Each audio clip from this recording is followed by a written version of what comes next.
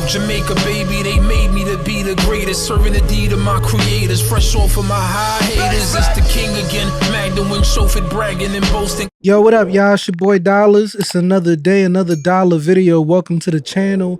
I'm going to be reacting to Hellbanianz Kings of Coke. I believe this is a gang that comes out of the UK, and they took over the drug game over there. Apparently, I don't know too much about these guys. Somebody asked me to do this reaction. I seen that there was another video done by the Kid Nerd channel, and I reacted to some of his videos in the past. So I don't know. I saw this one. I wanted to check this one out. All right. Anyway, without further ado, let's hop right into this one and check this out.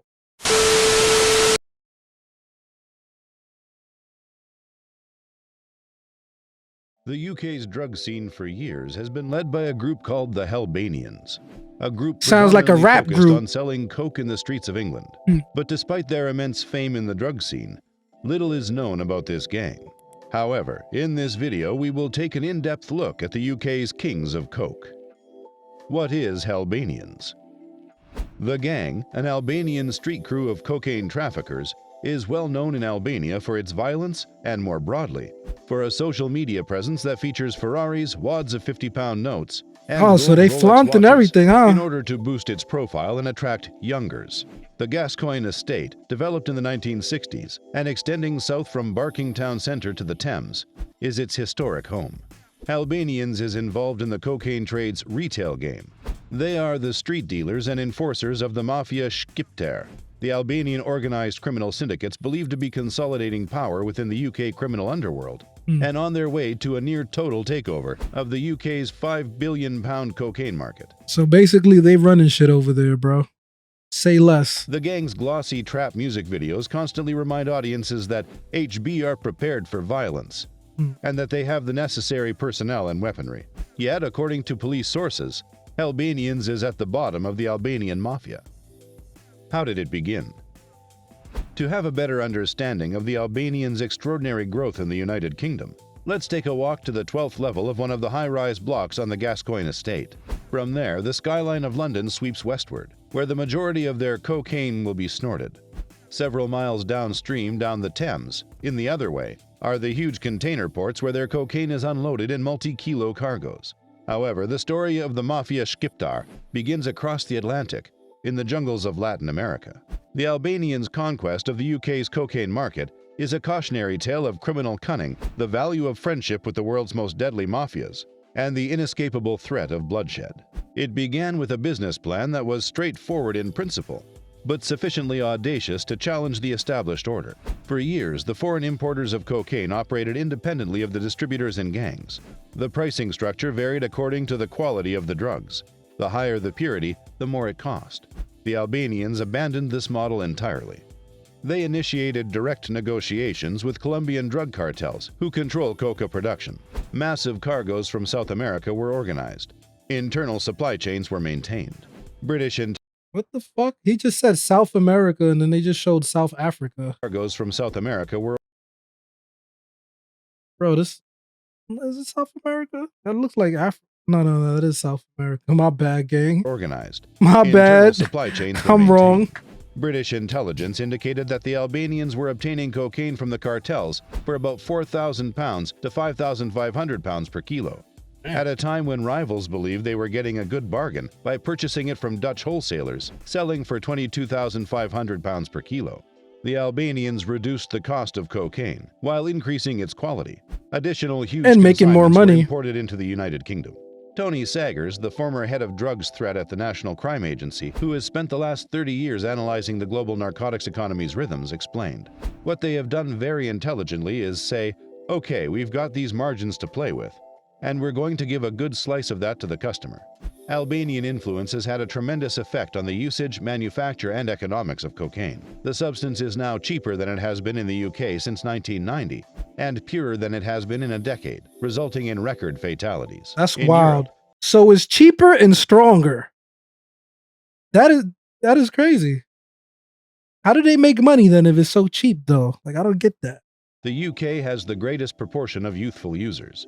More broadly, far larger and more frequent shipments of the drug have been intercepted as cocaine output in South America reaches record levels, up 31% year-on-year. Rivals to the Albanian gang, such as Hellbanianz, originally faced difficulties competing because of their inferior, more costly product. Their only choice has been to purchase cocaine from the Shqiptare Mafia. They have demonstrated that you do not have to be greedy to control the drug business, Sagers remarked. They've chosen a path of sustainable costs and high quality.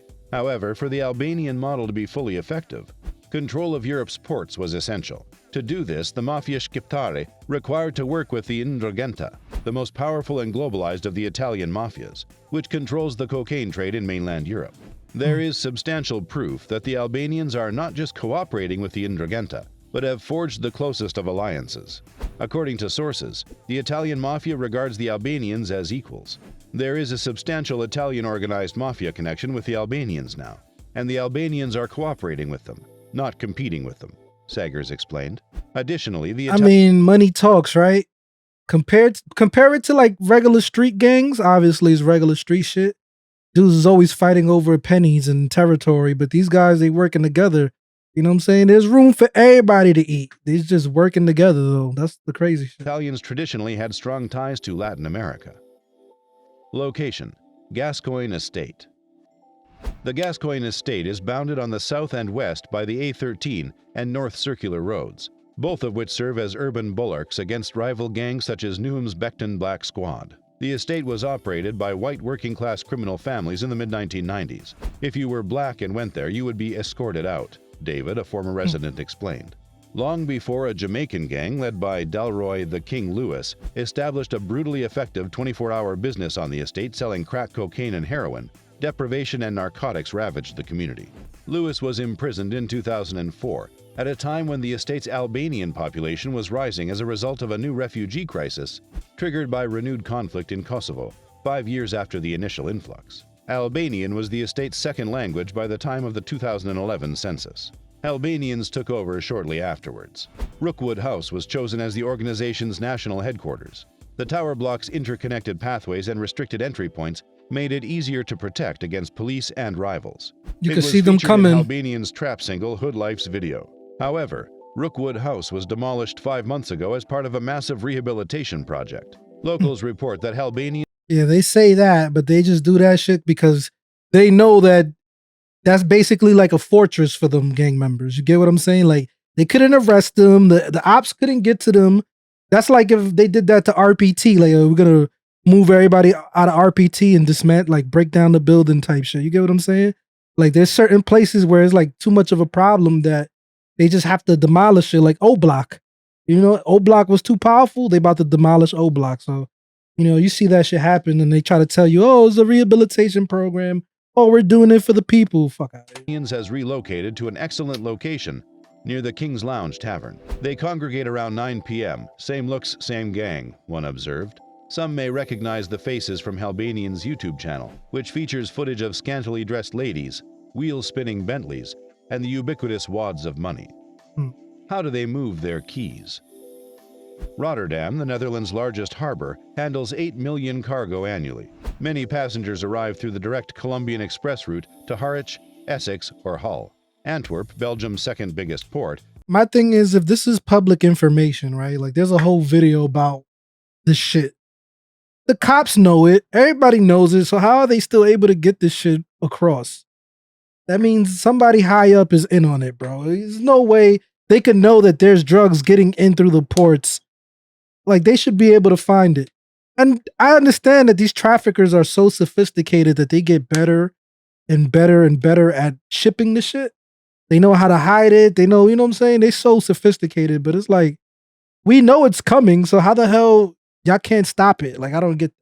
Connected to the Thames port of Tilbury, is located 15 miles from Hellbanianz's territory. The Belgian and Dutch ports collectively employ 240,000 individuals, a portion of whom, according to police information, work for the Ndrangheta and Mafia Shqiptar.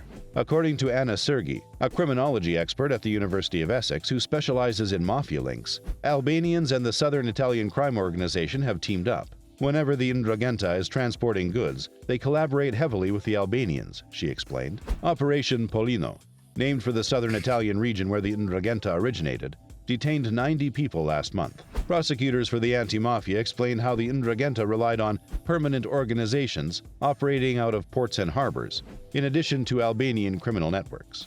In 2017, an Albanian cocaine dealer was apprehended at a London gas station with forged Italian identification papers on his car and 2 kilograms of the narcotic concealed in the boot. The port of entry is the most susceptible place for drug traffickers. Security is constrained and alternatives are limited. According to sources, the Ndrangheta has contracted with Albanians to handle this aspect of the supply chain. To get it out of port, you need the greatest people. If you are adept at shifting things, you will always be one step ahead of your opponents. And the Albanians are adept at this, Sergi said. Nonetheless, even the most senior Albanians are occasionally apprehended. Klodian Kopja, 30, was sentenced to prison in 2017 for running a £60 million cocaine trafficking racket after his couriers were arrested, greeting drug-laden lorries arriving in Kent. One notable aspect of the Albanians' growing importance, as the NCA puts it, is their ability to avoid being entangled in tit-for-tat feuds with competitors. Albanians, according to the most recent UK criminal threat assessment, are exceptionally adept at forming ties and links with other organized criminal gangs. Due to this relationship building, Liverpool is now the only part of England where cocaine from Albania is not frequently sold. Not only does the Merseyside port have direct access to South America, according to Saggers, but its territory is closely controlled by the city's own criminal gangs. Additionally, the Albanians' reputation for brutality works in their favor. Saggers claims that their swagger is equivalent to that of Irish criminals during and after the Troubles, owing to the backdrop of the Kosovo conflict. They are highly personable and have a reputation for prioritizing relationship development above competitive feuds.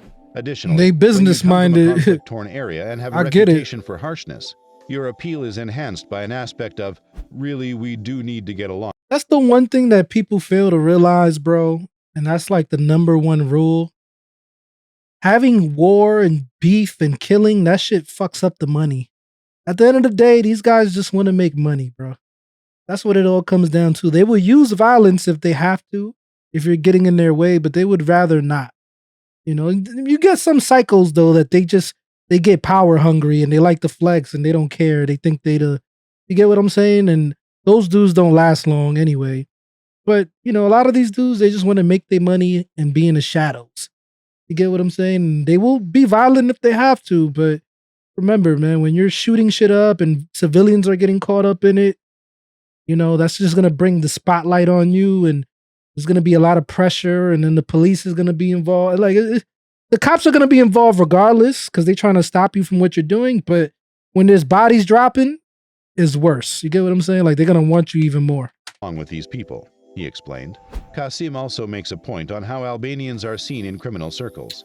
They are stylish, professional, and dependable. They are consistently reliable, he stated.